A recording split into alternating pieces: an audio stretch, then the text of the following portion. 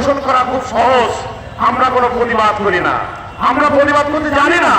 দেশ স্বাধীন করার সময় এই কৃষকরাই ছিল মুক্তিযোদ্ধা। আপনারা যদি ফিরে যেতে চান বেগম খালেদা জিয়ার 2001 থেকে 5 সালের সরকারে আমলিগকে ঘৃণা করেন, তাদের মারারও দরকার নেই, ধরারও দরকার নেই, তাদের একটু ঘৃণা করেন। ঘৃণা করলেই ওরা মনে করবে যে আমরা কি অভিশপ্ত জীবন যাপন করতেছি। এই অভিশপ্ত জীবন শুরু হয়ে গেছে। আপনারা শুধু ঘৃণা করেন।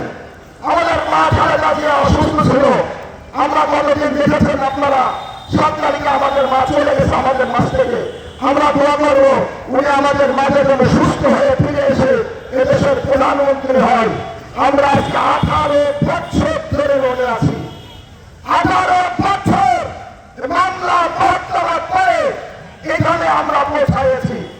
আপনি জানেন, শুনলে আপনারা কষ্ট পাবেন, আমার বাবা মারা গেছে, আমার বাবার লাশ কবরে দিতে পারি নাই।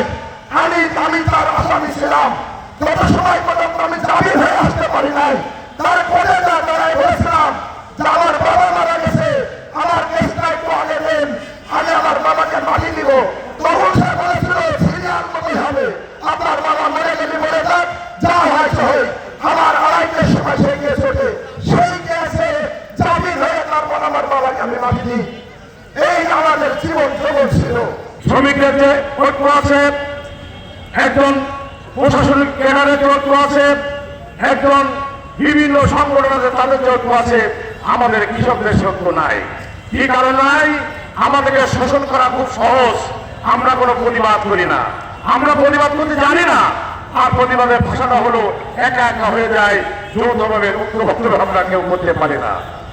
সেই জন্য আমাদের এই বাংলাদেশে কৃষকদের শোষণ করা খুবই সহজ। দেশ স্বাধীন করার সময় এই কৃষকরাই ছিল মুক্তিযোদ্ধা।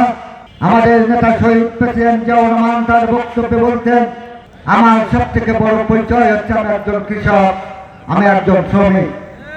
আমরা দেখছি এই কৃষক জিয়া কৃষকদের উন্নয়নের জন্য খাল খনন যে কর্মসূচি নিয়েছিলেন, বিনা মূল্যে বিনা পয়সায় রাষ্ট্রের কোনো অর্থ খরচ করে নয়, এই গ্রামগঞ্জের কৃষকদের প্রতি আহ্বান করেছিলেন।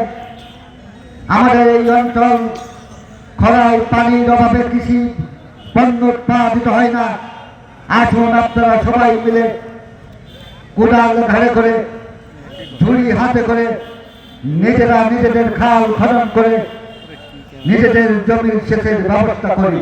আপনারা যদি ফিরে যেতে চান বেগম খালেদা জিয়ার 2001 থেকে 5 সালের সরকারে, তাহলে আবারও আগামী দিনে কৃষকদেরকে সংগঠিত করে সকল কৃষকদেরকে সাথে নিয়ে আমাদের দল বিএনপিকে আগামী দিনে ক্ষমতায় যাওয়ার জন্য যা যা করণীয় এইগুলো আপনাদের সংখ্যাগরিষ্ঠ কৃষক সমাজকে করতে হবে।